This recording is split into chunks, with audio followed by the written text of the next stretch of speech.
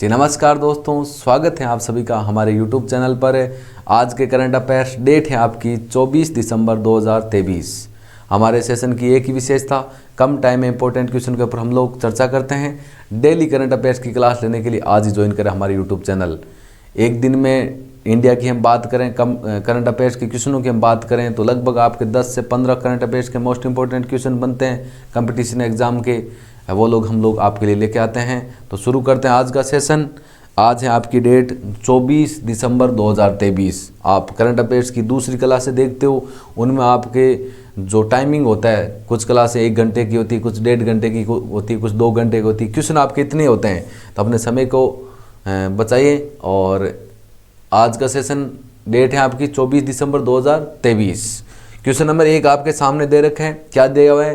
हाल ही में गणतंत्र दिवस समारोह या महोत्सव बोल सकते हैं 2024 में भारत के मुख्य अतिथि के रूप में कौन होंगे? आपको पता है गणतंत्र दिवस आपका कब मनाया जाता है? गणतंत्र दिवस मनाया जाता है आपका प्रत्येक वर्ष 26 जनवरी को।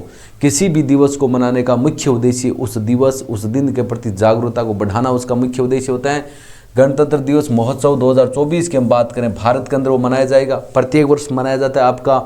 उसमें जो मुख्य अतिथि है, मुख्य अतिथि के रूप में कौन होंगे? वो होंगे आपके फ्रांस के राष्ट्रपति, जिनका नाम है इमैनुएल मैक्रों। इमैनुएल मैक्रों जो कि फ्रांस के वर्तमान के राष्ट्रपति हैं, जो कि भारत के अंदर प्रत्येक वर्ष 26 जनवरी को कौन सा दिवस मनाया जाता है? गणतंत्र दिवस समारोह या महोत्सव, जो कि 2024 में आपका 26 जनवरी को ये महोत्सव है। उसमें भारत के मुख्य अतिथि के रूप में कौन होंगे? फ्रांस के राष्ट्रपति, जिनका नाम है इमैनुएल मैक्रों। इसके बाद क्वेश्चन नंबर 2 की चर्चा करते हैं हम लोग। 2 नंबर क्वेश्चन आपका क्या दे रखे हैं? क्वेश्चन नंबर 2 दे रखा है आपका कि हाल ही में किस राज्य में खेलो इंडिया यूथ गेम्स का 6ठा संस्करण आयोजित किया जाएगा? देखो, आपका महोत्सव मान लो या संस्करण मान लो, जो आयोजित हो रहा है उसका नाम क्या दे रखा है? खेलो इंडिया यूथ गेम्स। और उसका कौन सा संस्करण है? 6ठा संस्करण है। इससे पहले भारत के अंदर 5 बार खेलो इंडिया यूथ गेम्स का आयोजन हो चुका है और इस बार इसका 6ठा संस्करण है। वो किस राज्य में हो रहा है? तमिलनाडु राज्य में। तमिलनाडु राज्य में होगा। आपका कब से कब तक होगा? 19 से 31 जनवरी 2024 को। आपका दिसंबर मंथ वैसे भी एंड हो रहा है, 2023 का साल वैसे भी पूरा होने वाला है। 19 जनवरी से 31 जनवरी की हम बात करें, 2024 की बात करें, तमिलनाडु राज्य में खेलो इंडिया गेम्स यूथ गेम्स का 6ठा संस्करण क्या किया जाएगा? आयोजित किया जाएगा। इसके बाद क्वेश्चन नंबर 3 की चर्चा करते हैं। क्वेश्चन नंबर 3 आपके सामने दे रखे हैं कि हाल ही में किस लेखिका को, हाल ही में चर्चा करते हैं क्वेश्चन नंबर 3 कि हाल ही में किस लेखिका को, हाल ही में किस लेखिका को टैगोर साहित्य पुरस्कार 2023 से क्या किया जाएगा? सम्मानित किया जाएगा। आपको पता है कि जो टैगोर साहित्य पुरस्कार 2023 है वो लेखकों को दिया जाता है, और इस बार वो किस लेखिका को ये टैगोर साहित्य पुरस्कार 2023 से सम्मानित किया जाएगा? तो उनका नाम क्या है? सुकृता पॉल। हाल ही में सुकृता पॉल को टैगोर साहित्य पुरस्कार 2023 से क्या किया गया है? सम्मानित किया गया है आपका। ठीक है, क्वेश्चन नंबर हम 4 की चर्चा कर लेते हैं। काफ़ी इंपॉर्टेंट क्वेश्चन है आपका कि हाल ही में प्रतिष्ठित फीफा पुरस्कार किन खिलाड़ियों ने अपने नाम किया है? तो आपको मैंने ये क्वेश्चन पहले भी बताया था। 2 प्लेयर हैं, आपका नाम आपके सामने दे रखा है। एक प्लेयर का नाम है आपका सविता पूनिया और दूसरा आपका हार्दिक सिंह, जो आपका अंतर्राष्ट्रीय हॉकी महासंघ है, अंतर्राष्ट्रीय हॉकी महासंघ। उन्होंने घोषणा की है कि भारत के हार्दिक सिंह की बात करें, जो भारतीय हॉकी टीम के मिडफील्डर के रूप में जाने जाते हैं, और उसके साथ में सविता ने 2023 FIFA player of the year, भाई हार्दिक सिंह है, उनको तो दिया गया है FIFA player of the year. प्रत्येक वर्ष अंतर्राष्ट्रीय हॉकी महासंघ के द्वारा भाई हॉकी के खिलाड़ियों में से प्लेयर ऑफ द ईयर चुना जाता है। साल का एक खिलाड़ी, जो मुख्य खिलाड़ी इस खेल में मुख्य भागीदारी निभाता है, उसको चुना जाता है player of the year. Player of the year तो चुना गया हार्दिक सिंह को। और बात करें गोलकीपर ऑफ द ईयर पुरस्कार किसने जीता है? वो आपका है सविता पूनिया। आपके सामने 2 दे रखे हैं। अंतर्राष्ट्रीय हॉकी महासंघ ये पुरस्कार देता है और उन्हीं के द्वारा ये घोषणा की जाती है। भारत के 2 प्लेयर हैं। गोलकीपर ऑफ द ईयर तो का पुरस्कार किसने जीता है? सविता पूनिया ने। और हार्दिक सिंह, जो कि भारतीय पुरुष hockey team, senior hockey team की बात करें, मिडफील्डर के रूप में है, अंतर्राष्ट्रीय हॉकी महासंघ के द्वारा उनको प्लेयर ऑफ द ईयर चुना गया है। ठीक है, क्वेश्चन नंबर 5 की चर्चा कर लेते हैं। क्वेश्चन नंबर 5 है आपका कि हाल ही में किस भारतीय महिला रेसलर ने कुश्ती से संन्यास लेने की घोषणा की है? तो वह आपकी साक्षी मलिक। आपने नाम तो सुना होगा साक्षी मलिक का। अब देखो, कुछ राजनीतिक विवाद का कारण हो सकता है, कुछ भी कारण हो सकता है भाई। इनका तो सोशल मीडिया पर हम लोग देखते हैं तो इनका तो विवाद यही रहता है कि भाई पहले हम बात करते हैं जो भारतीय हॉकी का जो संघ है, हम बात करें WFI की, हम बात करें, उसके अध्यक्ष पहले थे आपके, उसके अध्यक्ष थे पहले ब्रजभूषण। अब वर्तमान में जो अध्यक्ष चुने गए हैं वो संजय सिंह चुने गए हैं। साक्षी मलिक और भी ऐसे बहुत सारे प्लेयर हैं जिनका ये मानना है कि ये जितने भी खिलाड़ी उनका शोषण करता है। और भाई जो चुना गए हैं आपके नए अध्यक्ष, WFI के जो नए अध्यक्ष चुने गए वो संजय सिंह चुना गए।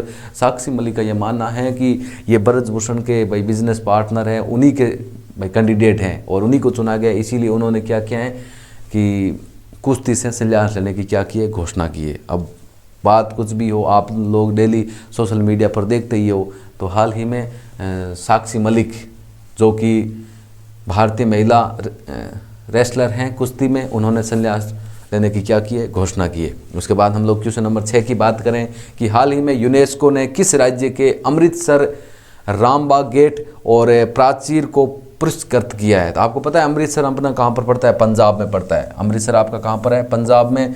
जितनी भी धरोहर रियासतें हैं उनको पुरस्कृत करने का काम कौन करता है? यूनेस्को करता है। हम बात करें यूनेस्को का गठन कब हुआ था? यूनेस्को का गठन आपका 16 नवंबर 1945 को हुआ था। ये एक संस्था है और इसके द्वारा जितने भी आपकी धरोहर स्थल हैं उनको पुरस्कृत करने का काम किया जाता है हर साल। तो इस बार हम बात करें कि हाल ही में यूनेस्को ने किस राज्य के अमृतसर, रामबाग गेट और प्राचीर को पुरस्कृत किया है? तो अमृतसर आपको पता है कहाँ पर है? पंजाब में है। और ये जो गठन का आपकी डेट दे रखी है, ये आपकी, हम यहाँ पर यूनेस्को की बात करते हैं। यूनेस्को संयुक्त राष्ट्र संघ की एक संस्था है जिसका गठन 16 नवंबर 1945 को हुआ था। यूनेस्को का गठन कब हुआ था? 16 नवंबर 1945 को। क्वेश्चन नंबर 7 की चर्चा करें। क्वेश्चन नंबर 7 आपके सामने दे रखे हैं कि हाल ही में किस राज्य में वाइब्रेट गुजरात ग्लोबल समिट 2024 का आयोजन किया जाएगा? आपके सामने दे रखा है कौन सा सम्मेलन है? वाइब्रेट गुजरात ग्लोबल समिट 2024 का आयोजन किया जाएगा। तो आपको पता है वाइब्रेट गुजरात, नाम ही नाम से पता चल रहा है कि गुजरात में इसका आयोजन होगा। कब से कब तक होगा? 10 जनवरी से 12 जनवरी 2024 तक होगा। और कहाँ पर होगा? गांधीनगर, गुजरात की राजधानी गांधीनगर में होगा। और ये इसका कौन सा संस्करण है? 10वां संस्करण है। इससे पहले वाइब्रेट गुजरात ग्लोबल समिट भाई 2024 वाला है वो 10वां संस्करण है। इससे पहले 9 सम्मेलन आपकी ये हो चुके हैं। और वाइब्रेट गुजरात ग्लोबल समिट 2024 जो कि 10वां संस्करण है, उसका मुख्य उद्देश्य क्या है कि दुनिया भर के बिजनेस घरानों को एक ऐसा मंच प्रदान करना है कि जहां पर वे भविष्य की संभावनाओं के लिए निवेश कर सके, अपनी पूंजी को क्या कर सके, निवेश कर सके, अपने बिजनेस को आगे बढ़ाना चाहते हैं। बिजनेस घरानों के लिए एक ऐसा मंच प्रदान करना उनका मुख्य उद्देश्य है कि वो भविष्य की उनको किसी भी प्रकार की यदि संभावना लगे तो वहाँ पर वो क्या कर सकें, निवेश कर सकें। क्वेश्चन काफ़ी इंपॉर्टेंट है।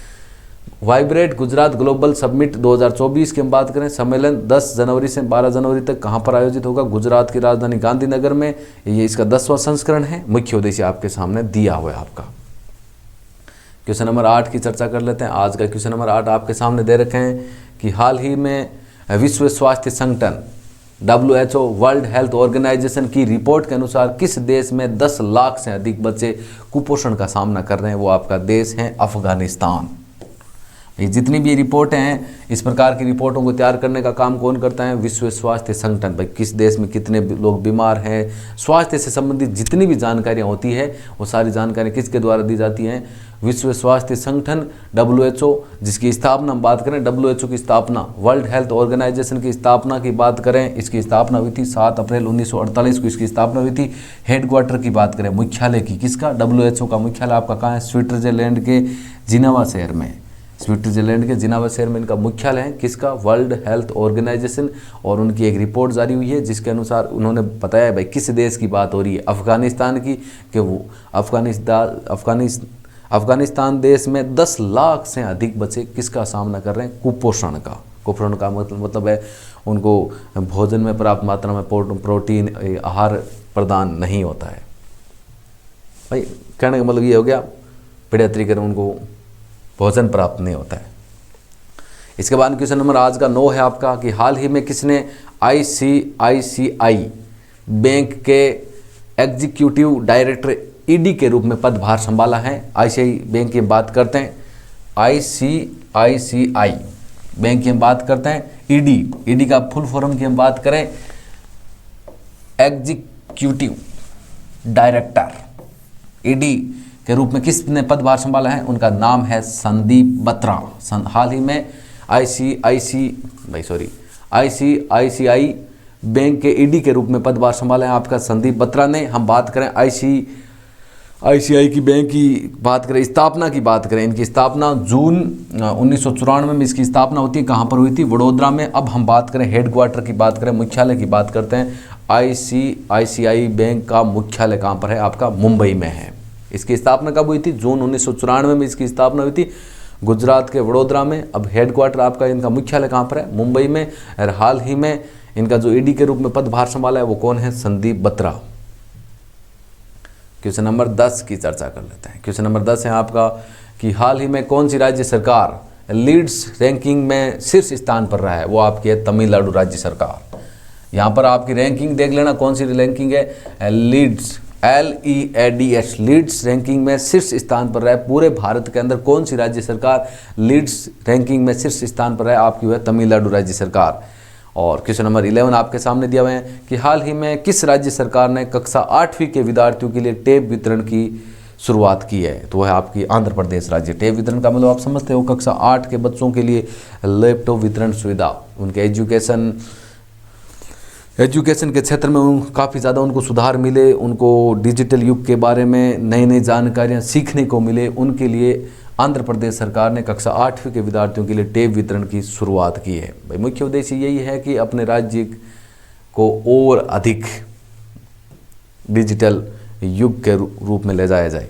क्वेश्चन नंबर 12 की बात करें कि हाल ही में किस राज्य के सभी न्यायालयों में लाइव स्ट्रीमिंग के जरिए सुनवाई की जाएगी। मतलब सुनवाई तो वैसे होगी, आपको पता है कि किस राज्य की हम बात करें जहां पर जो किसी भी केस की सुनवाई है वो लाइव होगी। आज के बाद में हम लोग घर बैठे भी उस राज्य के किसी भी न्यायालय की बात कर लो, कोई भी केस है उस केस को घर बैठे भी हम लोग देख सकते हैं।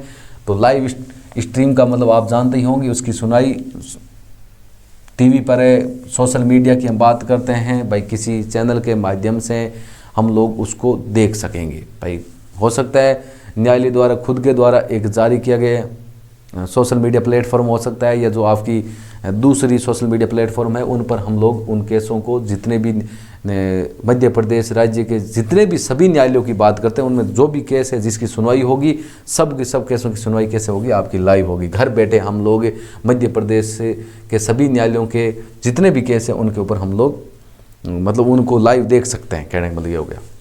क्वेश्चन नंबर 13 की बात करते हैं। ये क्वेश्चन आपके वस्तुनिष्ठ है। मैं वन लाइनर क्वेश्चन क्यों करवाता हूँ, क्योंकि वन लाइनर क्वेश्चन आपके लिए बेस्ट रहते हैं। क्यों रहते हैं, अब ये क्वेश्चन है, इस क्वेश्चन में आपके 4 ऑप्शन दे रखे हैं, चारों में आपके दिमाग में तो चारों ही होंगे और हम लोग चारों को पढ़ते हैं। आंसर तो एक है, लेकिन वन लाइनर में आपका जो आंसर है वो तो सटीक है, सीधी सी बात, हम लोग उसी के ऊपर टिक लगाते हैं। ये क्वेश्चन आपको पता होना चाहिए। यदि आपने कल की क्लास देखी तो उसमें ये क्वेश्चन आपके वन लाइनर के रूप में दे रखे थे, फिर भी हम लोग पढ़ लेते हैं। क्वेश्चन नंबर आपका 13 क्या दे रखे हैं कि हाल ही में कहाँ अंतर्राष्ट्रीय गीता महोत्सव 2023 का शुभारंभ हुआ है। ऑप्शन दे रखे हैं कुरुक्षेत्र, लखनऊ, गुवाहाटी, पटना। तो इसका आपका आंसर है कुरुक्षेत्र। हम बात करें हाल ही में कुरुक्षेत्र में अंतर्राष्ट्रीय गीता महोत्सव 2023 का क्या हुआ है, शुभारंभ हुआ है। दिसंबर के अंदर ही हुआ है आपका शुभारंभ, ठीक है। क्वेश्चन नंबर 14 की चर्चा करें। क्वेश्चन नंबर 14 आपका कि हाल ही में किस राज्य सरकार की पुलिस ने अपना व्हाट्सएप चैनल शुरू किया है, तो वो आपकी है उत्तर प्रदेश राज्य सरकार। ऑप्शन में आपके 4 राज्य दे रखे हैं। हम बात करें उत्तर प्रदेश राज्य सरकार। उत्तर प्रदेश राज्य सरकार के द्वारा हाल ही में 57 साइबर क्राइम पुलिस स्टेशनों को खोला गया है। उनका मुख्य उद्देश्य क्या है, आज के समय में डिजिटल युग में इंटरनेट के जरिए साइबर अपराध सबसे अधिक होते हैं, तो उनके प्रति या उनके खिलाफ कदम उठाने के लिए उत्तर प्रदेश सरकार ने हाल ही में 57 साइबर पुलिस स्टेशन खोला है। और उनके साथ में उन जितने भी उनकी जो पुलिस है, उनकी पुलिस ने अपना खुद का व्हाट्सएप चैनल भी क्या किया है, शुरू किया है। किस राज्य सरकार, उत्तर प्रदेश।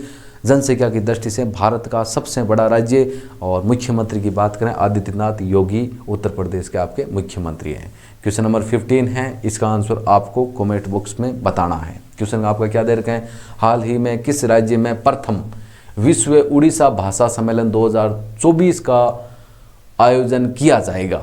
आगे के लिए किया जाएगा, आपका कब किया जाएगा ये आपको नहीं बताना है। ऑप्शन में देखो क्वेश्चन क्या है, प्रथम है, पहली बार हो रहा है, किस राज्य में हो रहा है सम्मेलन, कौन सा आपका विश्व उड़ीसा भाषा सम्मेलन 2024 का आयोजन किया जाएगा। इसका आंसर आप क्वेश्चन के अंदर ही मिल जाएगा आपको, त्रिपुरा, पश्चिम बंगाल, उड़ीसा, बिहार, ये आपके ऑप्शन दे रखे हैं। किस राज्य में ये सम्मेलन होगा, मुख्य उद्देश्य क्या होता है भाई, हम लोग उसमें मुख्य उद्देश्य होगा उड़ीसा भाषा, भाई उसी के ऊपर चर्चा होने वाली, क्योंकि भाषा के ऊपर वो हो रहा है तो उस भाषा को अधिक से अधिक मान्यता प्रदान की जाएगी, वही होगा उसको मुख्य उद्देश्य होगा। तो इसका आंसर आपको बताना है कॉमेंट बॉक्स में। तो ये थी आज की अपनी करंट अफेयर्स की क्लास आपको अच्छी लगी तो लाइक ज़रूर करें, शेयर करें, और डेली करंट अफेयर्स की क्लास लेने के लिए आज ही ज्वाइन करें हमारे यूट्यूब चैनल। आपका प्रेम, आपका प्यार हमारे साथ हमेशा ऐसे ही बना रहे। Thank you. जय हिंद, जय भारत।